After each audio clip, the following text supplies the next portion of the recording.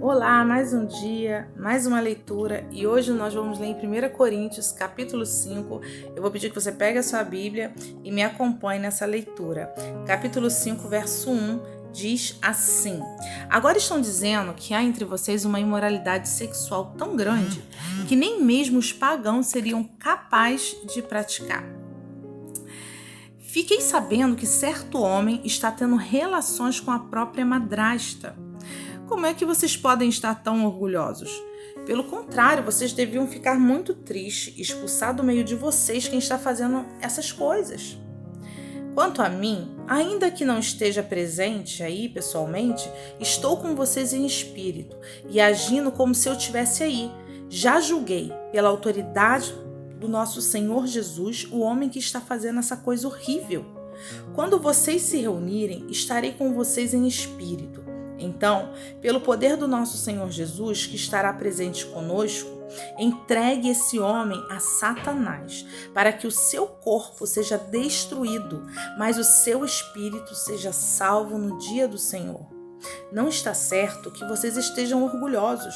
Vocês conhecem aquele ditado: um pouco de fermento fermenta toda a massa. Joguem fora o velho fermento do pecado para ficarem completamente puros. Aí vocês serão como massa nova e sem fermento, como vocês de fato já são. Porque a nossa festa da Páscoa está pronta. Agora que Cristo, nosso Cordeiro da Páscoa, já foi oferecido em sacrifício. Então, vamos comemorar a nossa Páscoa, não com o pão que leva fermento, o fermento velho do pecado e da imoralidade, mas com o pão sem fermento, o pão da pureza e da verdade. Na outra carta que escrevi a vocês, eu recomendei que vocês não tivessem nada a ver com gente imoral. Eu não quis dizer que neste mundo vocês devam ficar separados dos pagãos que são imorais, avarentos, ladrões ou adoram ídolos, pois para evitar essas pessoas vocês teriam que sair do mundo. O que eu digo é que vocês não devem ter nada a ver com ninguém que se diz irmão na fé, mas é imoral, avarento, idólatra, bêbado, difamador, ladrão. Com gente assim, vocês não devem nem comer uma refeição. Afinal de contas, eu não tenho direito de julgar os que não são cristãos. Deus os julgará. Mas será que vocês não devem julgar os seus irmãos da fé? Como dizem as Escrituras Sagradas, expulsem do meio de vocês esse homem imoral. Aleluia. Bem, Paulo agora, aqui nessa carta, ele fala sobre um problema que estava acontecendo na igreja de Corinto, porque havia um homem que estava cometendo incesto. Ele estava tendo relações com a sua madrasta, e naquela época isso era errado. E hoje também na nossa lei, também é errado, Mesmo sendo ex-sogro, ex-nora, a nossa lei aqui no Brasil também proíbe o casamento entre parentes, Ele diz parente em linha reta. Nós encontramos no artigo 1521, no inciso 2 do Código Civil. Então não pode. No Antigo Testamento, nós vimos também essa regra essa lei lá em Levítico 18, capítulo 8, diz assim: não tenha relações com qualquer outra mulher que pertença a seu pai. Em Deuteronômio 22:3 diz também: nenhum homem terá relações com nenhuma das mulheres do seu pai, pois isso seria uma vergonha para o seu pai. Então, no verso 2 aqui, vou destacando 2, os coríntios tinham uma visão distorcida da graça, que os levou a se orgulharem de sua tolerância com relação ao homem que cometia o pecado sexual. Eles estavam acreditando que uma vez que a graça de Deus não tem limite, a liberdade de que todo cristão desfruta também não tem limite. Lá no verso 3, a ordem aqui, do verso 3, era para remover esse homem da congregação. Quando uma pessoa está vivendo em pecado, ela está aberta para Satanás. E lá no verso 5, ele diz que Deus entrega quem cometeu o pecado sexual, ele entrega a Satanás para ele o afligir e até mesmo matar. Depois que o transgressor fosse afastado da igreja, ele estaria em condições ideais para reconhecer seu pecado e arrepender-se e voltar-se para a igreja. Toda a disciplina da igreja tem como seu principal objetivo a restauração das pessoas. Hoje, né, a gente vê pregadores que caíram em pecado sexual, que cometeram traição e continuam pregando.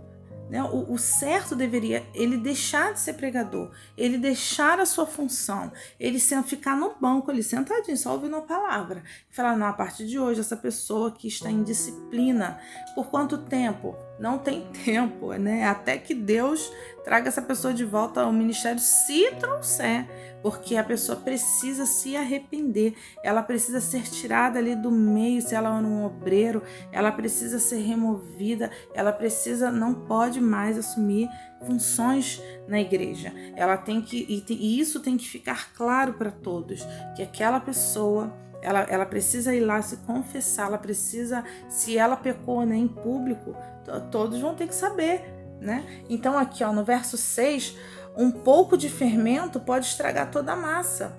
Na Páscoa, o povo de Israel deveria retirar o fermento e fazer um pão sem fermento, né? Era um costume. Então Paulo aqui ele faz menção a isso, né? A igreja estava tolerando o fermento do pecado sexual. Esse pecado poderia espalhar-se pela igreja como um câncer e contaminar todo o corpo de Cristo. Se aquele homem não fosse reprimido, ele poderia levar muitos novos convertidos a cometerem imoralidade sexual. Do verso 10 ao 11, Paulo ele havia ordenado aos coríntios que se afastassem de pessoas sexualmente imorais, mas ele não estava se referindo ao mundo, porque ele diz aqui, porque se ele se afastasse do mundo, como que levaria a mensagem de Cristo, né? Aqui ele está se referindo, ele mesmo diz que ele está se referindo aos cristãos, aqueles que estavam tendo uma vida dominada pelo pecado, pessoas que dizem ser cristãos, mas estão na pornografia, inclusive pessoas dentro da igreja que estão na pornografia e ainda passam para outros, né, para frente, para dentro da igreja mesmo, pessoas que ficam compartilhando entre si coisas pornográficas, que estão ali fazendo, tá tudo errado, conversas dentro do corpo de Cristo de imoralidade, coisas que vêm para perverter, coisas que não tem nada a ver. Então essas coisas têm que ser divulgada, falar, olha, aconteceu isso na igreja e essas pessoas estão em disciplina, isso está errado, né? E precisa haver um conserto público para que não haja, né, para que o corpo de Cristo não venha se contaminar, para que sirva de exemplo. Então aqui Paulo está falando, exponha o pecado, não omita, mas a pessoa vai ficar triste, não, mas a instrução aqui exponha os pecados sexuais que acontecerem no meio da igreja, no corpo de Cristo. Precisa ser exposto, precisa ser reprimido para que haja arrependimento. Porque Paulo diz, entrega essa pessoa, né, para que ela se arrependa. Os cristãos são chamados a influenciar o mundo e não fugir dele. Então nós não podemos... muitas pessoas acham assim, não, eu não posso ir pregar lá fora para os bêbados, não. O que está se referindo aqui é a igreja, né? E Paulo deixa claro aqui que o mundo, sim, né? Nós temos que estar lá, nós temos que estar com as pessoas do mundo para fazermos diferença, não para nos contaminarmos, né? Lá em Mateus capítulo 5, do verso 13, eu vou pedir que você abra sua Bíblia em Mateus capítulo 5. Eu peço perdão pelos barulhos aqui, porque eu ainda não tenho meu estúdio, mas em nome de Jesus isso vai acontecer e as mensagens vão ficar melhor. Mas em Mateus capítulo 5, verso 13 diz assim: vocês são sal para a humanidade, mas se o sal perde o gosto, deixa de ser sal e não serve para mais nada. É jogado fora e pisado pelas pessoas que passam. Vocês são a luz para o mundo. Não se pode esconder uma cidade construída sobre um monte. Ninguém acende uma lamparina para colocá-la debaixo de um cesto. Pelo contrário, ela é colocada no lugar próprio para que ilumine todos os que estão na casa. Então, se você está no teu trabalho, você precisa ser luz, você precisa falar com as pessoas, né? Tem pessoas que falam, não vou falar com ninguém, né? Porque ele não é um cristão, se não é um cristão não serve para ser meu amigo. Então não é assim, aonde você está, você precisa falar de Jesus para as pessoas, você precisa, sabe, quando você chega, se elas estão falando coisas erradas, elas até param, né? Não, chegou o crente, vamos ouvir o que o crente tem para falar. Então você tem que ser a diferença. Agora, dentro da igreja, pessoas que estão resistindo, pessoas que estão andando em pecado. Você precisa se afastar dessa pessoa e falar: olha, eu não vou andar com você, porque você está sendo um mau testemunho, você está desonrando o nome de Cristo, você está sendo uma maldição dentro da igreja, porque você está sendo exemplo para os novos convertidos, exemplo errado. Então eu não quero me sentar com você, não vai na minha casa enquanto você não mudar, nem me liga, tá? Você precisa se arrepender do seu pecado. Então a gente precisa ser duro com os cristãos, porque nós precisamos sim julgarmos um ao outro dentro da igreja. Agora, o mundo, quem julga é Cristo, quem julga é Jesus. No mundo, nós precisamos levar a palavra, mas dentro da igreja não podemos ser tolerantes com o pecado. Filipenses, capítulo 2, eu vou te pedir também que faça essa leitura. Em Filipenses, capítulo 2, 14 e 15, diz assim: façam tudo sem queixas nem discussões, para que vocês não tenham nenhuma falha ou mancha. Sejam filhos de Deus, vivendo sem nenhuma culpa no meio de pessoas más, que não querem saber de Deus. No meio delas, vocês devem brilhar como as estrelas do céu.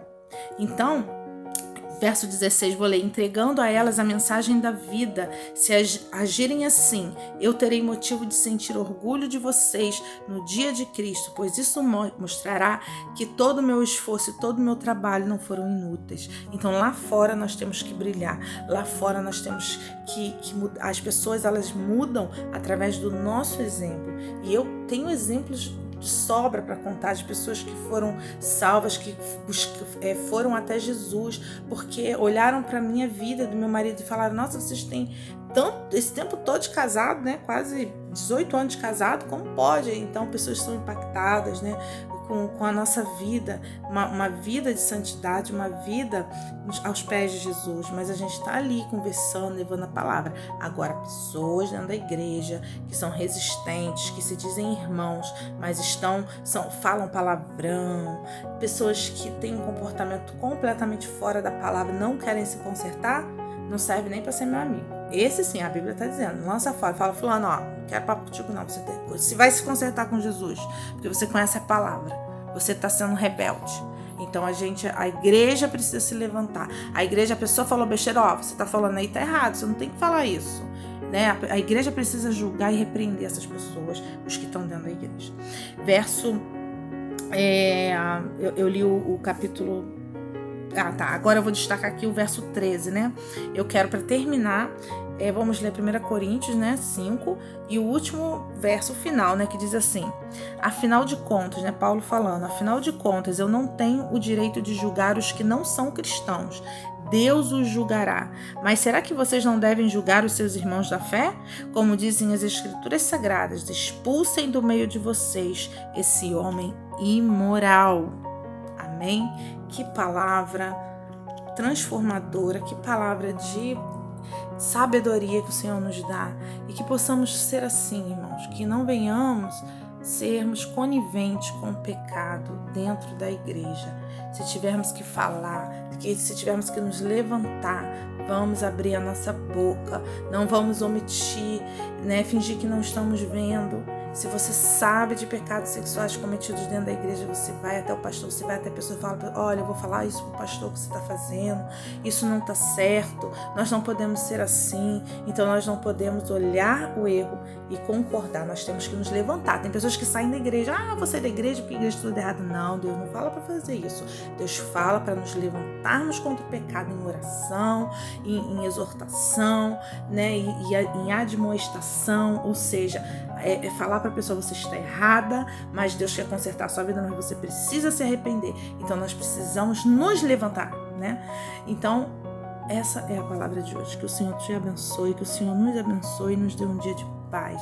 Senhor, dai-nos, Senhor, entendimento da verdade, que não venhamos ser nécios, que não venhamos, Senhor, ficarmos olhando o pecado e flertando com ele, Senhor, mas pelo contrário, que venhamos ter coragem de nos levantarmos e irmos de encontro ao pecado, para condenar, Senhor, para, Senhor, que haja conserto, para que haja, Senhor, salvação. Eu te peço, Senhor, toma cada um de nós nas suas mãos, nos dê um dia, Senhor, de paz, com a tua presença, e que o arrependimento venha aos nossos corações, e que onde há, Senhor, onde precisa ser consertado, que haja conserto. Eu te louvo, te agradeço por tudo, Jesus. Muito obrigado por essa palavra. Amém e amém.